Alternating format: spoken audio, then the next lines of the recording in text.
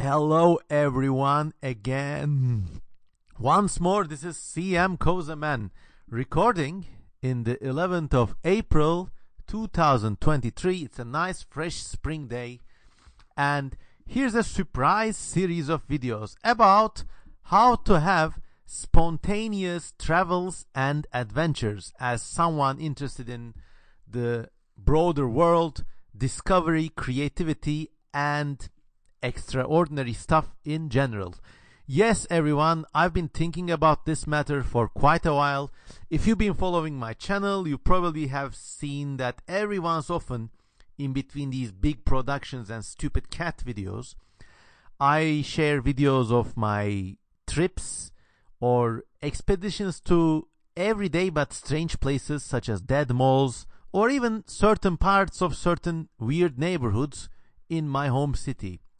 This is all because I have, over the years, developed this unique way of traveling, basically with plans but without them, where the most sacred thing is just having time of your own and being able to look at the world in a new and refreshing perspective. And when you take such trips, boy, I mean, personally, this is like a matter of spiritual sustenance to me, and it's not a kind of traveling that everyone I know can match, but we're gonna be discussing them in broad contexts, so welcome already. If you're new to this channel, this is a very extraordinary channel. I have no axe to grind, only my thoughts to burnish, so welcome everyone to CM Kozaman Land Travel Adventure Podcast, Episode 1. So, this is going to be several episodes long, but I don't know how much, but I've kind of made bullet points, and each bullet point is going to be one episode, and in each episode I'm going to try to give you some life lessons. But before going for it, I would like you to really consider supporting me on patreon.com.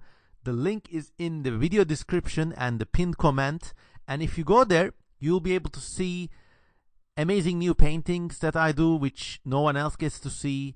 Also, yes, all tomorrow's people, you will get to see all tomorrow's extracts, sneak plot reveals. Also, you will get to see strange creatures from Snayat, which is my world design project. Believe me, my Patreon is worth your money, and even $1 a month is really welcome in this day and age. Heck, it will probably afford my next trip. So donate, and donate. Okay, so this first episode in the Travel Adventure podcast is about the intent of these travels and the necessary headspace, because this isn't any kind of travel experience. No, it's the CM Kozaman Travel Adventure experience.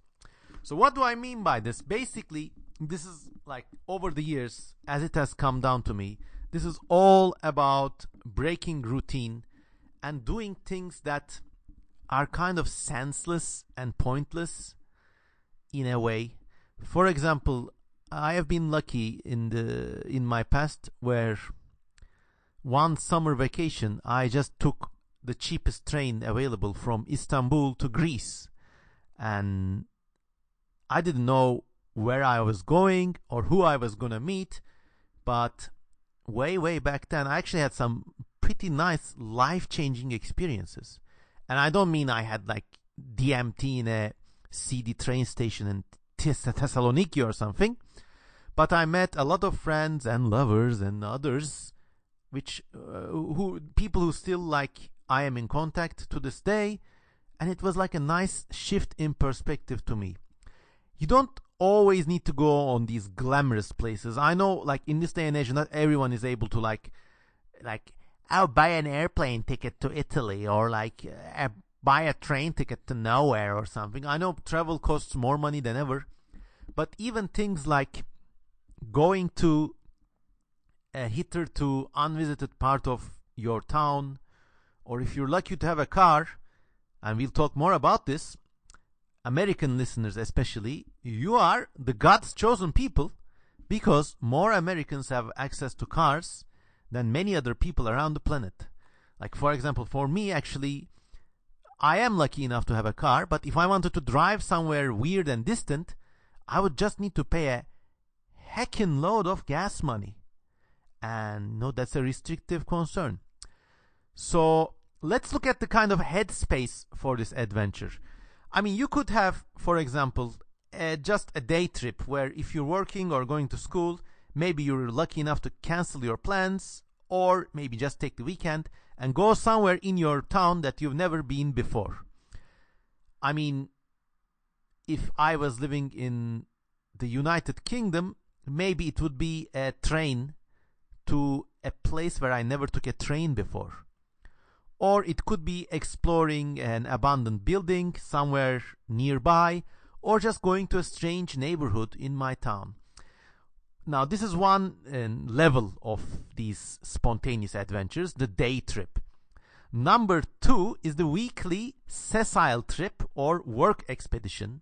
That is to say, you actually do some distant traveling, and wherever you go, you stay for more than one day. You actually spend it overnight.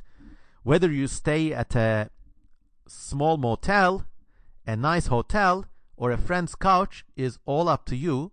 But once again, the trick is to go somewhere you would never go. Like the kind of places where normie people say, who would want to go there? There's nothing there, it's boring. But you will go there. And I mean, you will have at least broken your routine. So that's really important.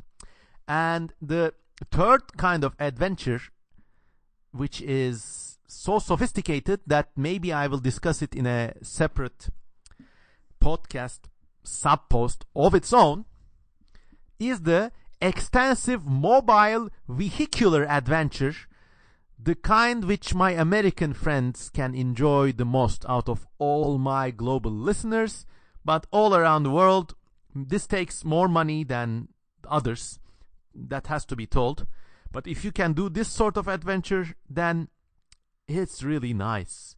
This is the kind of adventure where you kind of like leave your home in a car, pack in supplies, but these are all the kind of like you pack water, you pack maybe food, some spare clothes, and then you have maybe also with a friend or a lover, you go around exploring places, seeing shit, basically just roaming parts of your community or country that you never saw. This could be something as big as like, let's drive through Route 66, or it could be something as bizarre and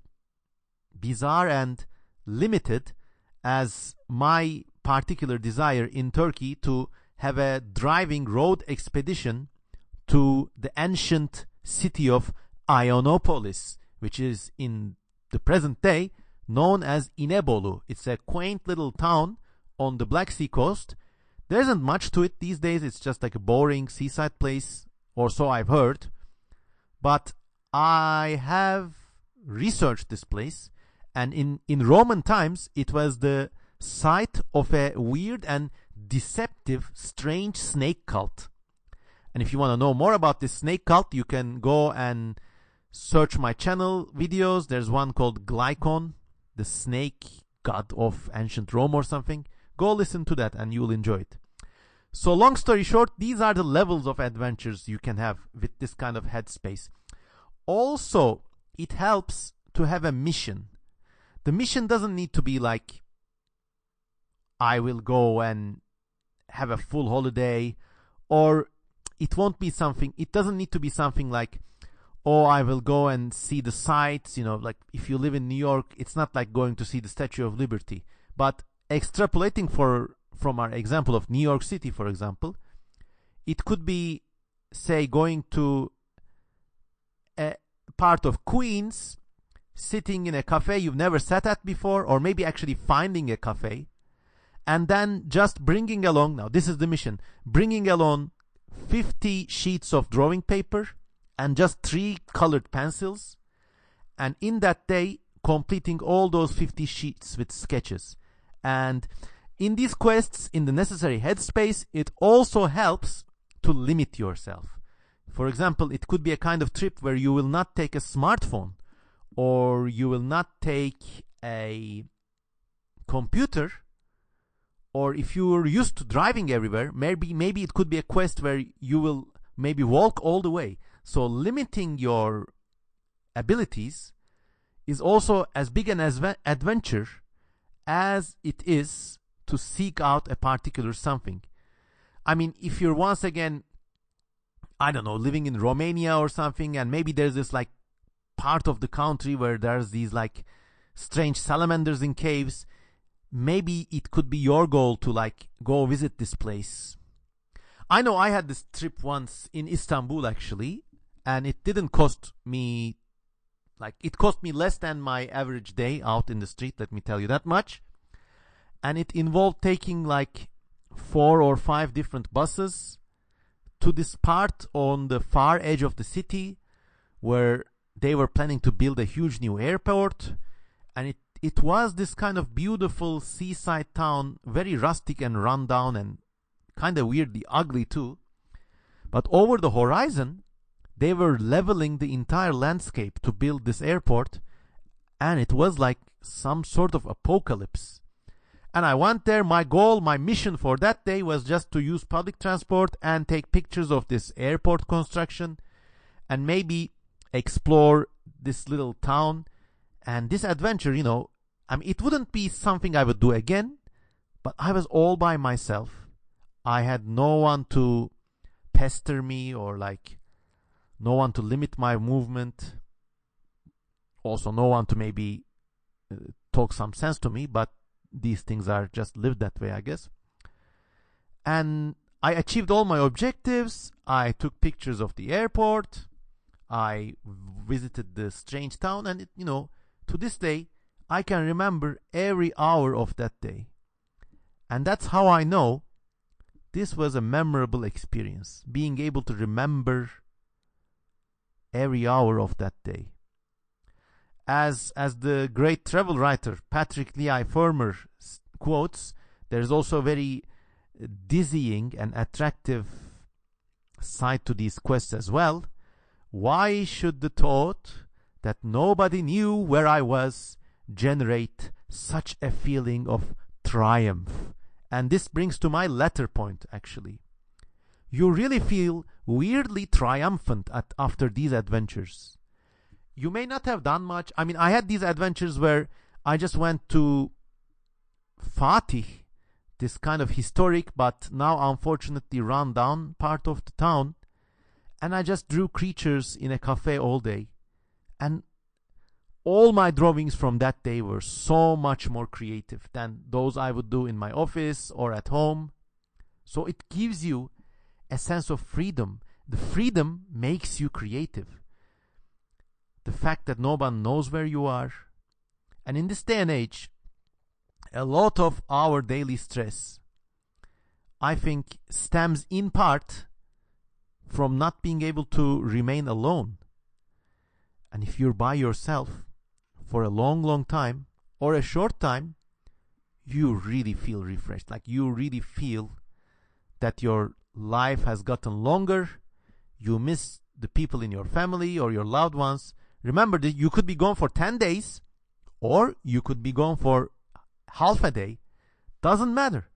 As long as you break your routine, you have a quest, and maybe you limit some of the things you would normally every day do as part of a routine, you are in the right headspace to start a spontaneous, speculative, evolutionary travel adventure.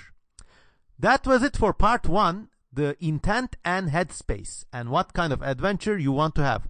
Hope you found this little podcast interesting. There will be more episodes, and I will keep posting them as I record them. And if you've taken such trips before, please write to me in the comments.